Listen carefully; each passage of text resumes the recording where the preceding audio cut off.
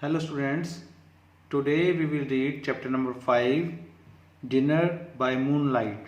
So listen this video carefully and then read the chapter. Listen to the story Dinner by Moonlight by Ruskin Bond. Three friends, Rusty, Pitambar and Popat, are trekking on their way to Witch Mountain, a peak in the Kumaon Hills close to Jakarta. They are spending the night at the forest rest house being attended by the caretaker, a one-eyed man who introduced himself as Kali Topi or Black Hat. Black Hat lit a wonderful bonfire that night. Fallen oak leaves, pine cones and branches that had fallen during the heavy winter snow all combined to make a crackling fire. The flames leapt up, casting an orange glow on the faces of the boys. Black Hat's demonic countenance was given an even more devilish tinge by the flickering firelight. Eager to keep the fire going, he almost set fire to his beard. "Why don't you remove your hat?" asked Rusty. "The hat won't like it," said its wearer. "It feels safe upon my head, and I feel safe beneath it. Rain or snow, outdoors or in bed, this hat remains upon my head." The boys clapped. They had to admire their host's loyalty to his hat, and they had to admit it seemed to suit him, adding distinction to his scar and one eye. "Tell us your name," asked Popat. "Kali Topi is my name.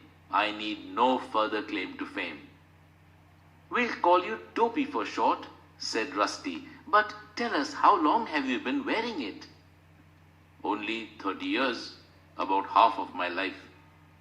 "It has lasted well," observed Pitambar. "Made in London, it was worn by an Angrezi magistrate when I was a young forest guard.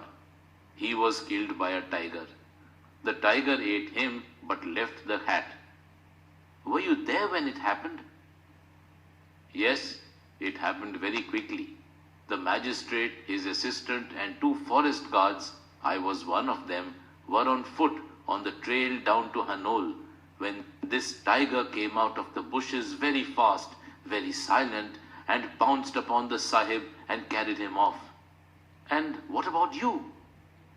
"Oh, I was up a tree in no time, but not before the tiger had clawed out one of my eyes. That was when I was trying to rescue the Sahib. None of us had guns, you see. You don't chase an angry tiger with a walking stick. So we waited until we thought it was safe, and then we went for help. Found the magistrate Sahib next day. Not much was left of him. It was a man-eater all right, and the first in these parts. And there were cubs, and they too grew up to be man-eaters." "And the hat?" asked Rusty. "Was the magistrate still wearing it?" "No, it was lying near the bushes where he had been attacked. Look, there's still a big scratch on it made by one of the tiger's claws." The boys came closer to look at the hat. Its wearer had no intention of removing it, so they had to stand around him to examine it. There was a big dent on one side. It could have been made by any sharp object. It sounded like a very tall story, but the boys decided to believe it. You could believe anything about Black Hat. The dinner was a success. While they ate, various hungry animals gathered around them in the dark, but kept to the shadows. The beasts were afraid of the fire, afraid of the humans, afraid of Black Hat. Every now and then, Black Hat would throw a chapati or a bone into the dark, and the dogs would fight over it. The jackals waited their turn. The hyena was favored with a meaty bone of mutton. It appeared to have a special relationship with Black Hat. It waited patiently, laughing now and then, confident that some tidbit would come its way. The jackals would come for the leftovers once the feast was over.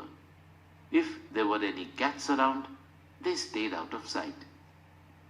The caretaker kept the boys awake with tales of treasure, witchcraft, and strange happenings on Witch Mountain. "There is a magic stone hidden up there," he said. "A rare jade, an emerald brought from Tibetan China by an early traveler. Find it and you will be made for life." Rusty and his friends hadn't come on a treasure hunt, but if there was treasure to be found, why not look for it?